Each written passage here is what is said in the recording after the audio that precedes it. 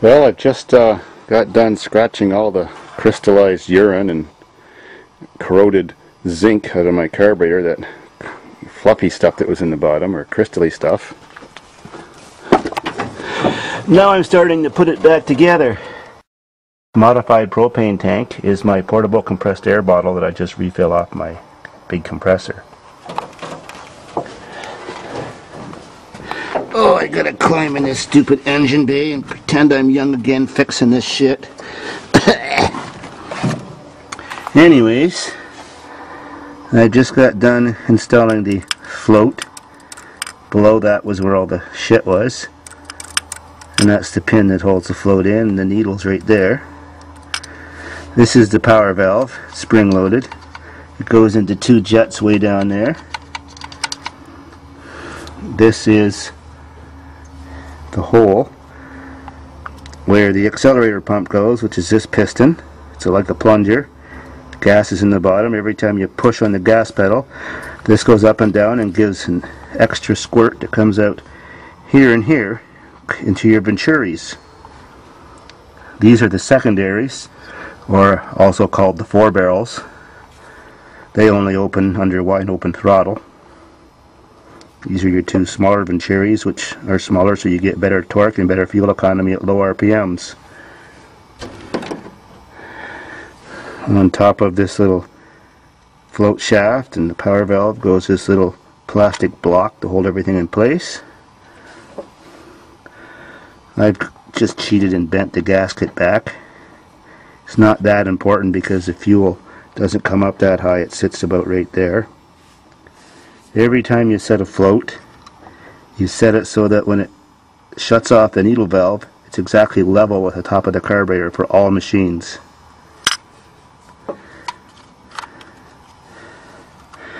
Tuck the gasket back under the power valve. There we go. Now the tricky part. That part is the part that goes on top, like this. See? The part you recognize.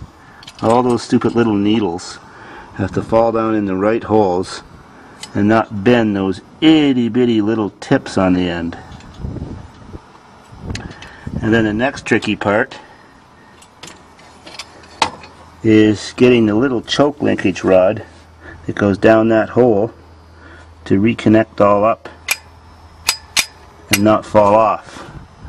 Pain us in the anus doing that. And the next problem is, of course, when you're trying to put the top of the carburetor on, this stupid thing, because it's spring loaded, just keeps jumping out. Gee, I love fuel injection. I'm glad I'm one of the few people that figured it all out and understands how to fix electronic fuel injection.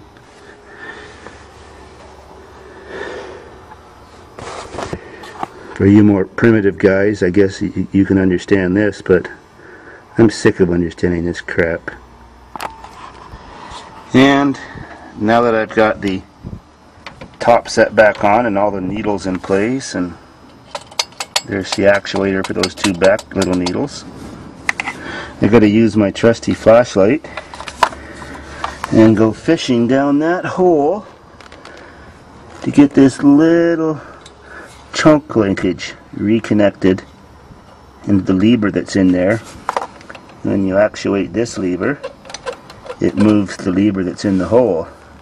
Then when I get this one hooked in, I put this one in this arm and a C-clip on.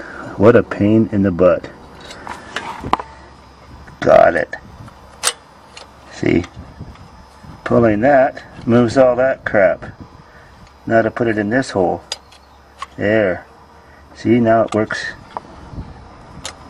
That works the choke. Now I'm just going to put the clip on here. And now the accelerator pump linkage.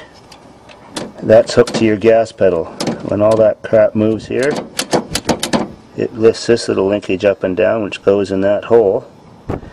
I always bend them, and then they slip out of the hole. Then when I get them back in the hole, I bend them straight again. This is the simplest way. Now that it's bent straight again, Every time you push the gas pedal, this happens, which moves this green lever up and down to squirt gas in. And you see the little piston that was moving. Now to put all the screws in all the way around.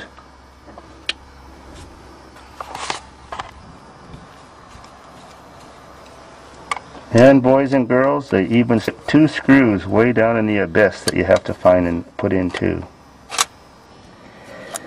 Now all the bolts are in, and this is the little adapter that holds the crappy little fuel filter, and that's a spring that holds the fuel filter against this, whatever you call it. I've just scraped out all the rust in there.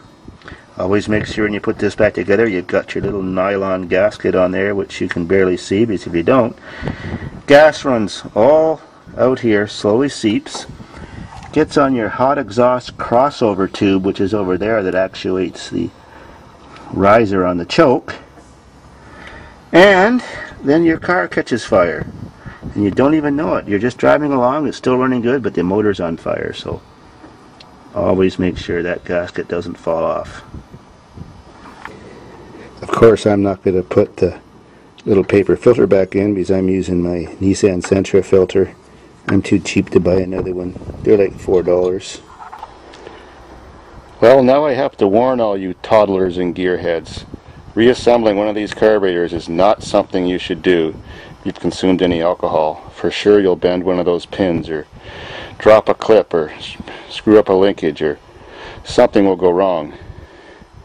It's okay to have 1 or 2 when you're taking it apart, but be dry when you're putting it together. You need to concentrate. Well, I got a battery in it. It's 18 degrees Celsius on April 17th. Now I'm going to see if it starts. I don't know if that battery survived the winter. It's the first time I tried that one.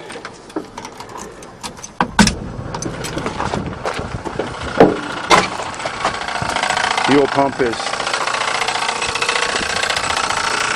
doing the funky chicken while it's filling up the carburetor. It should stop.